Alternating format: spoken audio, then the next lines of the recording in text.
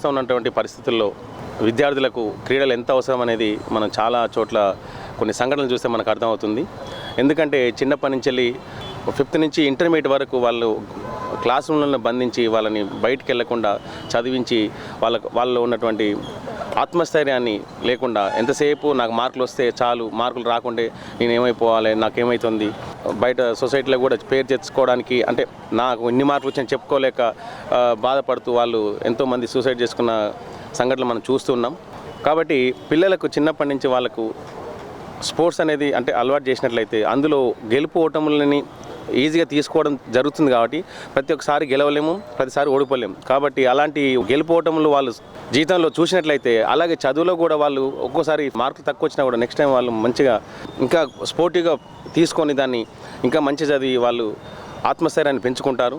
కాబట్టి వాళ్ళకు ఎంతో అవసరమైనటువంటి స్పోర్ట్స్ని కంప్లీట్గా తర్వాత ఏం చేస్తున్నారంటే అంతా అయిపోయిన తర్వాత అప్పుడు స్పోర్ట్స్ అని పంపిస్తున్నారు. అప్పుడు వచ్చి రావడం వల్ల ఏమవుతుందంటే వాళ్ళలో శారీరక దృఢత్వం అనేది ఉండక లెగ్స్ పెయిన్స్, చిన్ బోన్ పెయిన్స్ అని, నీ పెయిన్స్ అని, జాయింట్ పెయిన్స్ అని ఇవి రావడం వల్ల వాళ్ళు కనీసం ఫిజికల్ యాక్టివిటీ వాకింగ్ చేయలేని పరిస్థితి ఏర్పడుతుంది. కాబట్టి వాళ్ళు ఎప్పుడైతే చిన్నప్పటి నుంచి స్పోర్ట్స్ కానీ గేమ్స్ కానీ ఏదైనా ఆటలో ఉన్నట్లయితే వాళ్ళ ఆటోమేటిక్గా వాళ్ళ మజిల్స్ అన్నీ కూడా ఎంతో దృఢంగా తయారయ్యి తర్వాత ఎటువంటి ఫిజికల్ యాక్టివిటీనైనా ఈజీగా వాళ్ళు చేసే విధంగా తయారవుతారు. కాబట్టి ప్రతి ఒక్కరికి చిన్నపిల్లలకి ముఖ్యంగా అప్ టు 10th క్లాస్ వరకు వాళ్ళకి ఫిజికల్ యాక్టివిటీ కంపల్సరీ అవసరం. అప్పుడే వాళ్ళలో మానసిక స్థైర్యం కూడా పెరుగుతుంది, అలాగే శారీరక దృఢత్వం కూడా పెరుగుతుంది. కాబట్టి అలాంటి విద్యార్థులను మనం తయారు చేయాలంటే కంపల్సరీ ప్రతి స్కూల్లో వాళ్ళకు గేమ్స్ పీరియడ్ని కేటాయించాలి. వీలైతే ఇక్కడ ఉన్నటువంటి ఎక్కడ వాళ్ళకి అందుబాటులో ఉన్న గ్రౌండ్లలో పిల్లల్ని తీసుకుపోయి ఏదో ఒక యాక్టివిటీలో వాళ్ళని 1 గంట సేపు మనం చేయించినట్లయితే వాళ్ళు చాలా దృఢంగా తయారవుతారు. విత్ శారీరక మానసికంగా దృఢంగా అయ్యి వాళ్ళన్నింటినీ కూడా ఒక స్పోర్టివ్గా తీసుకొని వాళ్ళు ఎంతో సక్సెస్ఫుల్గా అవుతారు. ఇక్కడ మనం చూడాల్సింది ఏంటంటే వాళ్ళకు కావాల్సింది మార్కులు కాదు, వాళ్ళు ఎన్ని కష్టాలు వచ్చినా వాళ్ళు నిలబెట్టుకునే సామర్థ్యం వాళ్ళకి అవసరం ఇప్పుడు. ఎందుకంటే చదువు అనేది ఇవాళ రానంత మాత్రాన వాడు చదువురాని వాడు కాదు. రేపటి నాడు మైండ్ మెచ్యూరిటీ లెవెల్స్ పెరిగినప్పుడు ఆటోమేటిక్గా వాళ్ళే చదువుకుంటారు. కానీ మానసిక ధైర్యం అది చిన్నప్పటి నుంచి అలవాటు కావాలి. అప్పుడు ఆ అలవాటు అయినప్పుడే వాళ్ళు ఈజీగా దాన్ని చేయగల సామర్థ్యం పెరుగుతుంది. కాబట్టి ఇప్పటి నుంచైనా మనం ఒకప్పుడు గవర్నమెంట్ స్కూల్లో చదివే పిల్లలు ప్రతి ఒక్కరు కూడా ఎందుకంటే ఎంతో దృఢంగా ఉండేవాళ్ళు. మనం ఇప్పుడు పెద్ద పెద్ద ఆఫీసులను చూస్తున్నాం, వాళ్ళు ఎన్ని సమస్యలు వచ్చినా తట్టుకోవడానికి కారణం ఏంటంటే వాళ్ళు గవర్నమెంట్ స్కూల్లో చదివి ఆ గవర్నమెంట్ స్కూళ్ళలో ఎక్కువ ఆటలకు కంపల్సరీ పీటీ పీరియడ్ ఉండేది, వాళ్ళు మంచిగా ఫిజికల్ యాక్టివిటీ బాగా చేసి వచ్చేది. కానీ ఇప్పుడు ఉన్నటువంటి కార్పొరేట్స్ వ్యవస్థలో చూసినట్లయితే వాళ్ళకి పీటీ పీరియడ్ కాదు కదా, కనీసం బయటికి వెళ్ళి ఆడుకునే అవకాశం కూడా లేకుండా అయిపోయింది. ఇప్పటి నుంచి అయినా కొంచెం అప్ టు 10th క్లాస్ వరకు వీళ్ళకు శారీరక దృఢత్వాన్ని పెంచాలంటే మనం ఏదో ఒక యాక్టివిటీని మనం ఫిజికల్ యాక్టివిటీని వాళ్ళకి అందించాల్సిన అవసరం ఉంది. ఇప్పుడు ఇంకోటి ఏంటంటే గవర్నమెంట్ రీసెంట్గా వచ్చినటువంటి కొన్ని ఏఎన్ఎం నర్స్ కానీ కొన్ని హెచ్జిటిస్ పోస్టులు కానీ ఇందులో స్పోర్ట్స్ కోటాకు మనకు 2% రిజర్వేషన్ ఇవ్వడం జరిగింది. అందులో ప్రజెంట్ ఉన్నటువంటి ఏంటంటే కొంతమంది స్టేట్ మెరిట్ ఉన్నటువంటి వాళ్ళకు కూడా మనకు 2% కోటాలు జాబ్స్ వచ్చినటువంటి అవకాశం ఉంది. కాబట్టి మనం ఫ్యూచర్లో కూడా మనం వాళ్ళని స్పోర్ట్స్లో ఏదో ఒక దాంట్లో ఎంకరేజ్ చేసినట్లయితే వాళ్ళు స్పోర్ట్స్ సర్టిఫికేట్ సంపాదించుకున్నట్లయితే కొన్ని జాబ్స్లలో 2% స్పోర్ట్స్ రిజర్వేషన్ వర్తిస్తుంది. కాబట్టి అందులో కూడా వాళ్ళు జాబ్ సంపాదించుకునే అవకాశం ఉంటుంది. కాబట్టి ఒక జాబ్ ఒకటేని కాకుండా అన్ని విధాల మనకు స్పోర్ట్స్ ఎంతో అవసరం అనేది తెలియజేస్తున్నాను. కాబట్టి ప్రతి ఒక్కరూ స్పోర్ట్స్ ఆడించినట్లయితే ఇప్పుడు చాలామంది ఎగ్జాంపుల్ తీసుకున్నట్టు Sachin Tendulkar 10th class fail, కానీ ప్రపంచ దిగ్గజ క్రికెట్ ప్లేయర్ అయ్యండి. ఎందుకంటే అతన్ని వాళ్ళ ఫాదర్ అతని టాలెంట్ని చూసి అతన్ని స్పోర్ట్స్ను ఎంకరేజ్ చేసింది కాబట్టి అతను అట్లా అయింది. కానీ అదే చదువు అని చదివిస్తే ఇటు ప్లేయర్ కాకుండా అటు చదువు రాకుండా ఎటో అయిపోయాడు. కాబట్టి వాళ్ళకి ఉన్నటువంటి టాలెంట్ ఎంతోమంది డ్రాయింగ్ చేస్తారు, కొంతమంది డ్యాన్స్ చేస్తారు, కొంతమంది సాంగ్స్ పాడతారు. ఇవన్నీ వాళ్ళ యాక్టివిటీని అది వాళ్ళు ఏదైతే స్పెషలైజేషన్ వాళ్ళు ఉన్నారో అది గుర్తించి వాళ్ళని దాంట్లో ప్రోత్సహించి మిగతా యాక్టివిటీస్ని మళ్ళీ నార్మల్గా జస్ట్ ఇప్పుడు క్వాలిఫికేషన్ ఉంది, ఇప్పుడు ఇంటర్మీడియట్ కావాలి, డిగ్రీ కావాలి, రేపటి నాడు ఆ క్వాలిఫికేషన్ పెంచుకుంటే చాలు. అంతేగాని మొత్తం దీంట్లోనే పడి చదువు ర్యాంక్ రావాలి, మార్కులు రావాలని వాళ్ళని ఇబ్బంది పెట్టడం వల్ల ఎటు కాకుండా అయిపోతారు. చాలామంది కూడా 50% కంటే ఎక్కువ పిల్లలు అటు వాళ్ళ మనసులో ఉన్నది చేయలేక వీళ్ళు పేరెంట్స్ చెప్పింది అర్థం కాక ఏం కాక ఎటో అయిపోతున్నారు. కాబట్టి అట్లాంటి కాకుండా మనం ఒక పేరెంట్స్గా ఒక గురువులుగా అందరిని వాళ్ళని గమనించి వాళ్ళకు సరైనటువంటి ఏదైతే టాలెంట్ ఉందో దాన్ని ప్రోత్సహించి వాళ్ళని సక్సెస్ఫుల్ చేయాలని కోరుకుంటున్నాం. నేటి సమాజంలో పిల్లలకు క్రీడలు అనేటువంటి అత్యంత ఆవశ్యకత ఏర్పడింది. ఒకప్పుడు క్రీడలు లేకపోయినప్పటికీ గతంలో పూర్వకాలంలో మన పూర్వీకులు బావుల దగ్గరికి లేకపోతే వారికి వర్క్ ఏ అవసరం ఉన్నా సైకిల్ ద్వారానో లేకపోతే వాకింగ్ ద్వారానో వారి యొక్క అవసరాలను తీర్చుకునేటువంటి వారు. కానీ నేడు ప్రస్తుతం ఉన్నటువంటి సమాజంలో అట్లాంటి ఆవశ్యకత లేకుండా పోయింది. మరి అదే మాదిరిగా పిల్లలకి ఏ రకమైనటువంటి వ్యాయామం అనేటువంటిది లేకుండా పోయింది. కాబట్టి ఖచ్చితంగా పిల్లలకు క్రీడలు అనేటువంటి అవసరము. మరి ఈ క్రీడలు అనేటువంటి లేకపోతే పిల్లలలో అనేక రకాలైనటువంటి మానసిక రుగ్మతలు, వాటితో పాటుగా అనేక రకాలైనటువంటి శారీరక రుగ్మతలు కూడా ఏర్పడే అవకాశం ఉంది. కాబట్టి ఖచ్చితంగా పిల్లల యొక్క కాన్ఫిడెన్స్ లెవెల్ పెంపొందించడంలో ఖచ్చితంగా క్రీడలు అనేటువంటివి దోహదపడతాయి. కాబట్టి స్కూల్ స్థాయి నుంచే, ప్రాథమిక పాఠశాల స్థాయి నుంచే ఈ క్రీడలను ప్రోత్సహించినట్లయితే భవిష్యత్తులో మనము ప్రపంచానికి, మన భారతదేశంలో ఆరోగ్యకరమైనటువంటి సమాజాన్ని నిర్మించేటువంటి అవకాశం ఉంటుంది. కాబట్టి ఖచ్చితంగా ప్రాథమిక స్థాయి నుంచి హై స్కూల్ స్థాయిలో, అదే మాదిరిగా కళాశాల స్థాయిలో కనుక యూనివర్సిటీ స్థాయిలో ఈ క్రీడలను ప్రోత్సహించినట్లయితే భవిష్యత్తులో మనకు ఒలింపిక్స్లో కూడా పథకాలు రావడానికి అవకాశం ఉంటుంది. కాబట్టి క్రీడలు అనేటువంటి పిల్లలకు చాలా అత్యంత ఆవశ్యకత ఉంది.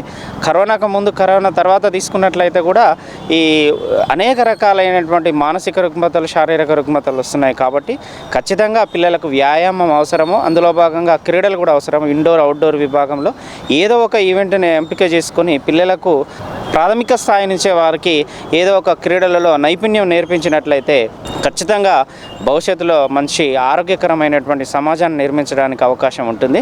కాబట్టి ఖచ్చితంగా పిల్లలకు అనేటువంటిది క్రీడలు అత్యంత ఆవశ్యకత ఇప్పుడు ఉన్నటువంటి సమాజంలో ఉంది. అదే మాదిరిగా గతంలో మనకి క్రీడలకు ప్రత్యేకమైనటువంటి స్పోర్ట్స్ కోటా అనేటువంటిది లేదు. కానీ ప్రస్తుతము స్పోర్ట్స్ కోటా పిల్లలకు ఖచ్చితంగా వారు ఏ రంగం, ఏ ఈవెంట్లో అయితే వారు రాణించారో, జాతీయ స్థాయిలో, అంతర్జాతీయ స్థాయిలో రాణించిన వారికి 2% స్పోర్ట్స్ కోటా కూడా ఇంప్లిమెంటేషన్ జరుగుతుంది. కాబట్టి ఖచ్చితంగా మరి క్రీడలను వారు ఒక వృత్తిగా ఎంచుకున్నట్లయితే వారికి భవిష్యత్తులో స్పోర్ట్స్ కోటాల్లో ఉపాధి కూడా కల్పించడానికి అవకాశం ఉంది. కాబట్టి ఖచ్చితంగా వారు క్రీడలనే ఒక వృత్తిగా ఎంచుకొని వారు రాణించేటువంటి అవకాశం ఉంది. కాబట్టి భవిష్యత్తులో మరి దాన్ని ఒక వృత్తిగా ఎంచుకున్నట్లయితే ఇంకా మనకు ఒలింపిక్స్లో కానీ అంతర్జాతీయ స్థాయిలో పథకాలు రావడానికి కూడా అవకాశం ఉంటుంది. Thank you. క్రీడల ప్రాముఖ్యత విద్యార్థులలో, జీవితంలో విద్యార్థుల సమగ్రాభివృద్ధికి ఎంతో అవసరం. అవి శారీరక ఆరోగ్యాన్ని మెరుగుపరచడమే కాకుండా మానసిక దృఢత్వాన్ని, టీం వర్క్ను, నాయకత్వ లక్షణాలను పెంపొందించేందుకు సహాయపడతాయి. ముఖ్యంగా శారీరక ఆరోగ్యం, మానసిక ఆరోగ్యం, క్రమశిక్షణ, సమయపాలన మరియు సామాజిక నైపుణ్యాలను పెంపొందించుటలో క్రీడలు ఎంతగానో ఉపయోగపడతాయి. మనము పాయింట్ వైజ్గా మాట్లాడుకుంటూ పోతే శారీరక ఆరోగ్యం, క్రీడలు వ్యాయామాన్ని ప్రోత్సహించి శరీర సౌష్ఠవాన్ని మెరుగుపరుస్తాయి. అదేవిధంగా రోగనిరోధక శక్తిని కూడా, ఎటువంటి రోగాలు రాకుండా రోగాలకు దూరంగా ఉంచుతాయి. మరియు మానసిక ఆరోగ్యం ఒత్తిడిని తగ్గించి సంతోషాన్ని అందిస్తాయి. క్రీడలు ఆత్మవిశ్వాసాన్ని పెంపొందించడంలో కీలక పాత్ర వహిస్తాయి. మరియు క్రమశిక్షణ అండ్ సమయపాలన, క్రీడలు క్రమశిక్షణను నేర్పుతాయి. సమయాన్ని సమర్థవంతంగా నిర్వహించడం అలవాటుగా మారుతుంది. మరియు నాయకత్వ లక్షణాలు, టీం వర్క్ అంటే అందరూ టీమ్గా ఉండటం, కోఆర్డినేషన్ వంటివి క్రీడలు పెంపొందిస్తాయి. సామాజిక నైపుణ్యాలు మిత్రుత్వాన్ని, పరస్పర సహకారాన్ని పెంపొందిస్తాయి. విజయాలను, ఓటములను సమానంగా స్వీకరించే దృఢమైన మనస్తత్వాన్ని క్రీడలు విద్యార్థులలో పెంపొందించుటకు కృషి చేస్తాయి. అదేవిధంగా ఒక్క మాటలో చెప్పాలంటే మనం క్రీడలు విద్యార్థి జీవితంలో ఆరోగ్యాన్ని మెరుగుపరచడమే కాకుండా వ్యక్తిత్వ వికాసానికి కూడా సహాయపడతాయి.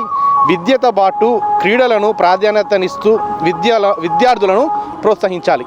క్రీడలు ఆడటం వల్ల విద్యార్థులు క్రీడలను ఒక ప్రొఫెషన్గా తీసుకుంటే వాళ్లకు భవిష్యత్తులో క్రీడాకూటలో ఉద్యోగాలను తెచ్చుకోవడంలో ఉపయోగపడతాయి. ఈరోజు విద్యార్థులకు క్రీడలు అనే విషయంపై మనం మాట్లాడుకోవాలనుకుంటే ఖచ్చితంగా విద్యార్థి సర్వతోముఖ అభివృద్ధి, విద్యార్థి ఆల్రౌండర్గా డెవలప్మెంట్ కావాలంటే మనం పాఠశాల దశ నుండే మనం క్రీడల్ని ఎంతో అభివృద్ధి చెందే విధంగా మన ప్రయత్నాలు మొదలుపెట్టాలని తెలియజేసుకుంటూ, నిజంగా ఈరోజు మనం చదువుతో పాటు వివిధ కరికులమ్స్ కూడా మనం క్రీడా వ్యవస్థలో పాఠశాల దశ నుండే చేర్చవలసిన అవసరం ఎంతైనా ఉంది. దానికి ప్రభుత్వాలు కానీ మిగతా ఆర్గనైజేషన్ కానీ ఈ చొరవ తీసుకుంటే విద్యార్థుల్లో ఒక శారీరక దృఢత్వాన్ని పెంపొందించడానికి ఈ క్రీడలు ఎంతో ఉపయోగపడతాయి. ఈ క్రీడలు మనము దీన్ని మామూలు ఆటలలాగా చూడకుండా దీన్ని మనము భవిష్యత్తు తరాలని ఒక ఆరోగ్యవంతమైన జీవిత విధానానికి అలవాటు పడాలంటే విద్యార్థులు ఖచ్చితంగా ఈ క్రీడల్ని పాఠశాల దశ నుంచే అలవాటు చేసుకోవాలి. ఆ రకంగా ప్రభుత్వాలు నిర్ణయాలు తీసుకోవాలి. నిజంగా ఈరోజు మనము ఒక విద్యార్థి సర్వతోముఖాభివృద్ధితో పాటు మూర్తి భవించిన ఒక గుడ్ పర్సనాలిటీగా చెందాలంటే, పరివర్తన చెందాలంటే అది పాఠశాల దశ నుండి క్రీడల్ని అలవాటు చేయాలి. ఒక విద్యార్థి యువకునిగా, ఒక కాలేజ్ స్థాయిగా, దాని తర్వాత ఉన్నత విద్యావంతునిగా, వివిధ ప్రొఫెసర్లు మన గొప్ప గొప్ప కాలేజీల్లో ఒక మంచి వ్యక్తిగా, మూర్తి భవించిన వ్యక్తిగా తయారు కావాలంటే అది విద్యార్థి దశ నుండి మనం క్రీడల్ని ఖచ్చితంగా నిర్బంధ వ్యాయామ విద్యని కనుక మనం ప్రేరేపిస్తే, ఆ రకంగా చర్యలు తీసుకుంటే మనం రాబోయే రోజుల్లో మనము జిల్లా, రాష్ట్ర, జాతీయ స్థాయి క్రీడాకారులని తయారు చేయడానికి పునాదిగా ఈ పాఠశాల దశని మనము తీసుకోవచ్చు. ఆ రకంగా ఇదొక్కటే కాదు, మనము క్రీడల్లో పాల్గొనే విద్యార్థులకు చదువుతో పాటు మిగతా రంగాల్లో కూడా వారికి ప్రోత్సాహం ఇవ్వాలి.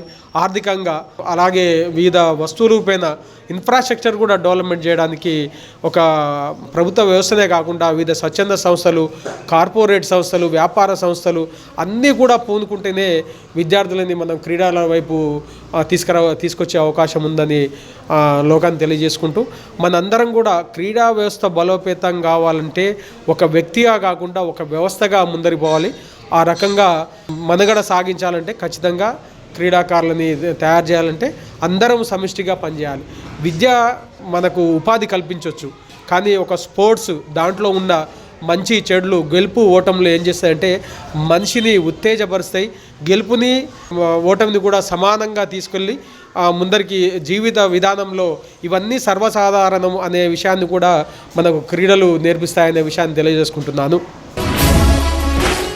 క్రీడలు పిల్లలకు చాలా అవసరము.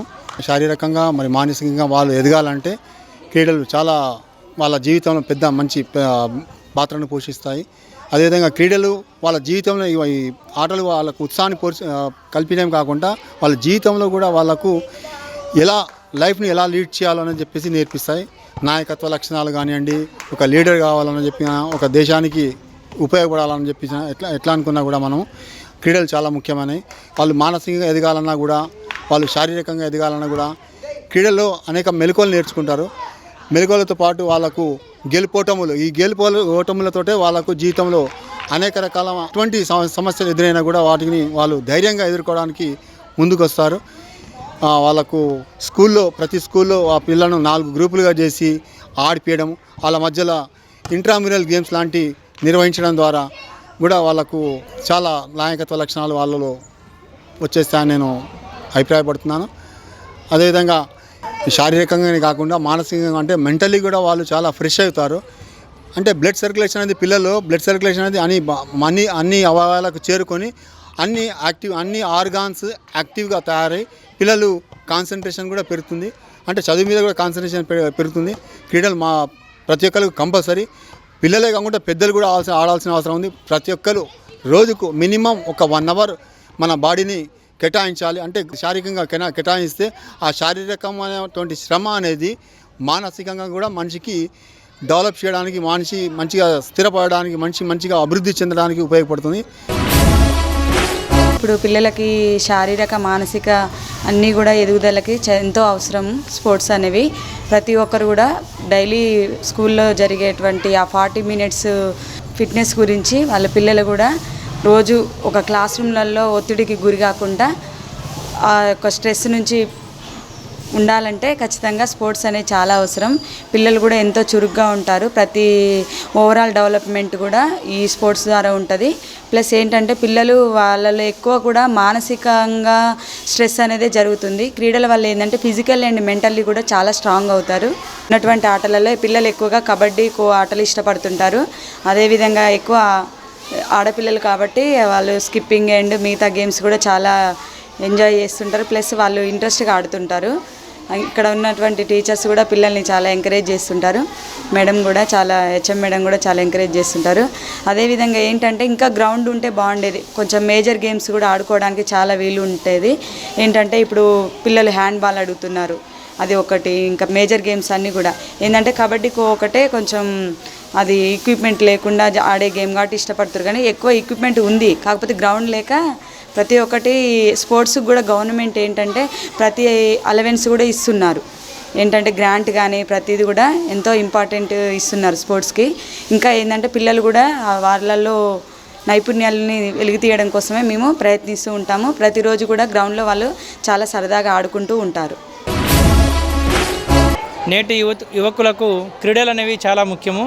ఎందుకంటే పాఠశాలల విద్యా వయసులో క్రీడలు అనేది అతని యొక్క శారీరక దారుఢ్యానికి మరియు మానసికతకు చాలా తోడ్పడతాయి. ఎప్పుడైతే విద్యార్థి ఫిజికల్గా ఫిట్ ఉంటాడో అటు మెంటల్గా ఫిట్ ఉండి టీచర్లు చెప్పేటటువంటి పాఠాలను శ్రద్ధగా వినగలుగుతాడు.